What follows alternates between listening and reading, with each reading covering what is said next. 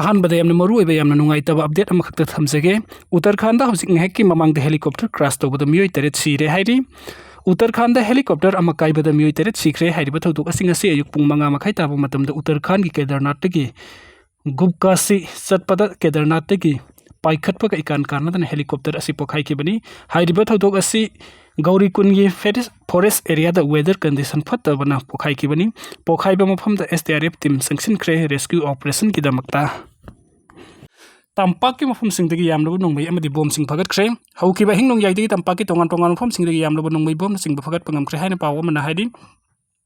थाजबा याबा पावगी मतुंग इन combine security force सिंग तंपाक की district मंगा की मताई ओइने लैब मफम सिंग संसिन थि हुमबगी थबक जुन तारा हुमजोय मसंग तारा मरी की लोनबा हिंग सथबदि यामलबु नोंगबै अमदि बॉम सिंग फंग ngamkhibani हाइरि फगत पंगमख्रब सिंग अदुदि SLR राइफल चाम गे यांखै के मथो इंसास राइफल हुमफुगा मंगा राइफल हुमद्रागा हुमदोय कंबाइन गन मंगा MPA गन अनि LMG राइफल तरागनिथोय AK series taruk amok rifle ani mortar ama pistol taruk barrel ani AR taraga mga masing ama amasung flare gun ani punna nungmai sahumga kunga nipani loina magazine chamnga ga mawtraga mathoi SLR round lising hum samnga kuntraga mari insas round lising ani samaga marfuga taruk .303 round lising ani sani yankhigini thoi AK round chani kuntraga mari amok round chamri ke taret 9mm round kun grenade tara lethot hom detonator taret amasung para ahumni hairi pawasna makha tarutuna manipur mahsa ki punsida hanjalakna balok khulak pathawrangi manung sana yamlaba nongmai amadi bomb sing asi phagat pangam khibani hairi Israel ga Iran ga khut हन्नरे लेबाक अनिमक मी सिनरे Israel की F-35 fighter jet अनि Iran काप थक्रे drone कया थुगाइख्रे middle east यामन खुदोंथुनाय ओइबा मोंग tension वंखलकपग लोइनना Israel की F-35 fighter jet अनि Iran काप थक्रे मसिंग थिंगमद्रब drone कया सु थुगाइबा ngamle हाइना claim तौख्रे Israel ने यामन मरु ओइबा Iran की न्यूक्लियर खुलाई थंफम मिसाइल फैक्ट्री ने सिंगबदा नोंथक्तक एटेक स थरकिबगी लमन खुंबो ओइना इरान सु इजराइल की फाइटर जेट अनि काप थकिबनी हाइरि इरान की आर्मी पब्लिक रिलेशन ऑफिसर न थदोरकिबा ऑफिशियल अमन हाइ लेबाक अदुगी एयर डिफेंस यूनिट सिंग मथौ निंगथिना तौहनखिबगा लोइदना इजराइल की फाइटर जेट अनि अमसुंग मसिंग यामलबा ड्रोन कया मरुम काप तुनो अमांग अता थोखन की यूनाइटेड स्टेट न सारगा इजराइल न सिजनाबा F-35 फाइटर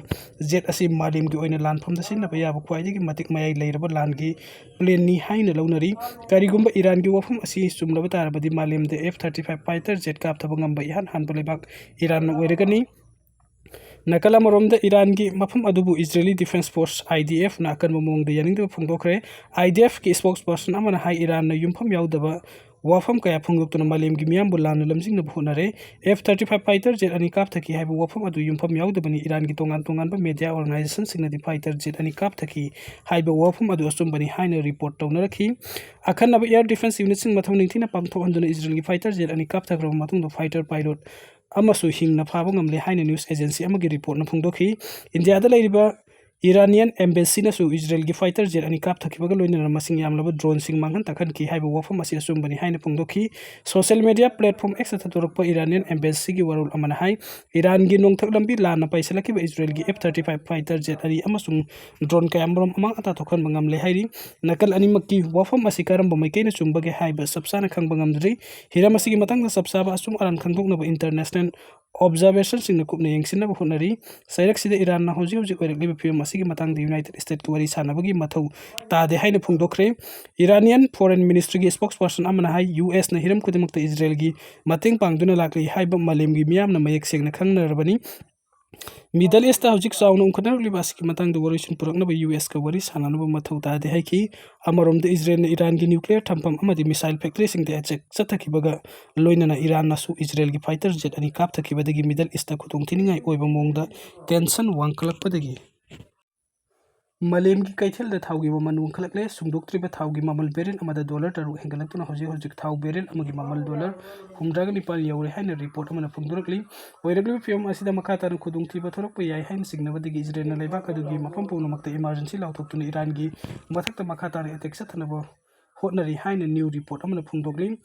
MK ग्लोबल की रिपोर्ट अमकी मथुंग इन नोंगमदा ईरान सुंदोक्त्रिबा थाउ बेरेल मिलियन 3.3 पुथोगली लेबाक असिना नोंगमदा तोंगान तोंगान बलेबाक सिंगदा थादोक्लिबा थाउ बेरेल मिलियन 1.5 नि मरम अदुना मिडल ईस्ट करिगुंबा लान सोकनरकपा तारबदि Saudi Arabia Iran Kuwait United Arab Emirate अमदि इराक ता अचौबा सैथिं पिरक्तुना मालेमदा थाउगी ममल अंगप फंगना वांखलकपा याइ हाइना थाजनरी United State China gi marakta lalon itiki mari lainana muknaba kaya leirabasu China na Iran ga makatana lalon itik taunaduna Iran gi thau marang kaina leiri adubu Israel na Iran gi maru oiba mafam kharda nongtaktagi attack sathrakraba matungda Iran na su khuranduna nakal ani gi marakta akanba lan suknaraklabadi thau thadok thajin tawbagi thabukta sauna apan bathorakpa yai haina report amana phungdorakli oil and petroleum exporting country OPEC report amagi matung ina July thada malem gi akoibagi oina thawgi mamal ka hena wongkharpa yai haidi haujingmaki oina Iran amadi Israel gi muknaba asini India da haktingna saithing pirakta batar basu matam khargi matung ni thaw amasung gas ki maman henkalak India gi senmit lonta sauna kaiba thokhalakpa yai haina news agency gi report na phungdorli Hidak yon bakharga doctor kharga lautunar ga miyam gi lantum luttawre lupatare khakpi ml taragi syringe lupa yankhai gi mathoi delai bigi ayaba jenims na piramle Lairaba misam yam gana laying the mating kasitang way was pang no pandam the BJP lang na chief minister gi action giteng bang highway scheme amma hudok laba hidak yon bakharga doctor kharga lautunar ka chawra sen from sing haigat khaba highway gi signaba leire scheme masigi makha da laiki hidak lang tang amma sung polam sing mamal sing tigat na rubada sumna tagi lupa tarir khak pibe ml taragi series amma gi mamal lupa yang khai gi mathoi da leiram bagi record thengnare thawong asi patient party sing amadi Kangbana te hidak yolibe pharmacy kharna maman henjinna sajilaga marilinaba doctor singdagi ayaba pibagi khuyek hapraga senfam sing atu makhoina kaithokpu oigani haina lounari senfam sing adu kaithoklaba tungda doctor sing adu da sel khairamgani haibagi singna basu leire thadok asigi meklarbu khudam mayam gi manungda amakak palabadi mamang sahi jun mari da jenems hospital da admit tawrakiba anaba amagi hidak langthak laikibagi pikhalakiba case memo sing the disposable tel ml gi syringe amagi mamal lupa yankhai gi mathoini haiduna case memo kaklammi maduda sunatana 5 ml gi disposable syringe amagi mamana lupa kuntra ga mapan aduga ml gi dispose syringe amagi mamana lupa taraga nithoi da leram ki 5 ml amasung 2 ml gi disposable syringe ki mamal su tangkai ama hengkana sarabani yamna nungnangningai oiba wafam amadi anaba adu numit kungama ani hospital asida leirami mahagna hospital asida gi discharge tawdringai da 10 ml gi syringe samaga humpuga mari sijinaki 5 ml gi syringe na huntraga manga amasung 2 ml gi syringe na kun mari leiraga sijinaki haina makhoina pikhala ki report adu da palli patient sing asina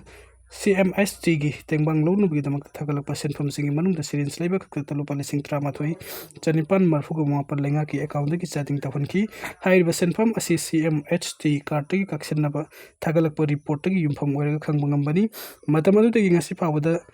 10 ml ki disposable syringe amasung atai makhal ki syringe adu gi mamal amum kaya yamna pi bagi haina survey to bada syringe makhal mayam amma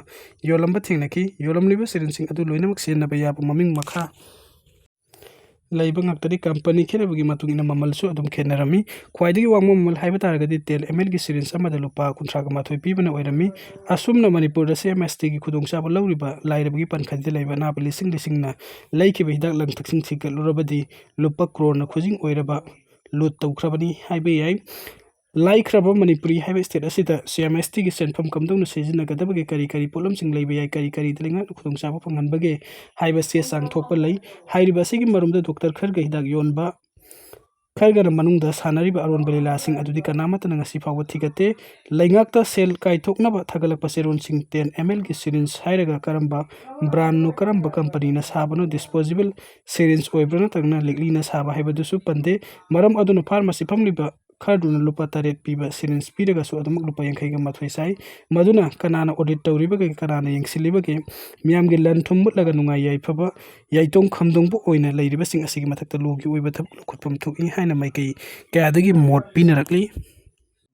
nganthoi gi imung manung gi awaba da saruk yakre thasi gi taraga ni thoida Ahmedabad ki London Gatwick tamna paikhiba Air India gi AI 171 da cabin crew member oina satkhiba thawal dagi nganthoi sarma kongbai lakpam na flight adu kaibada laikhidabada ngasi silin tujeten amadi bahusna Saitya Academy mihut kangbu amana laikhidrabagi yumda hakthengna satuna awawa phongdokpaga loinan imung manung gi awaba da saruk yakre awawa phokpagi thoram adu da mari leinaba da phanjogun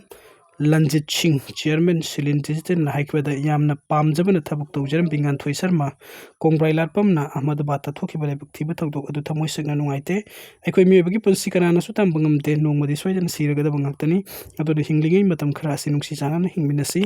isana sina laikhidraba sum hakna aviation industry da tawjaram ba thabuk thoram sing adu di munai dana lehoragani laikhidraba gi thawaina lairum lenda ingna sikna leirubu oirasanu imung manung sagaina te maruk mapang khwai khudimakna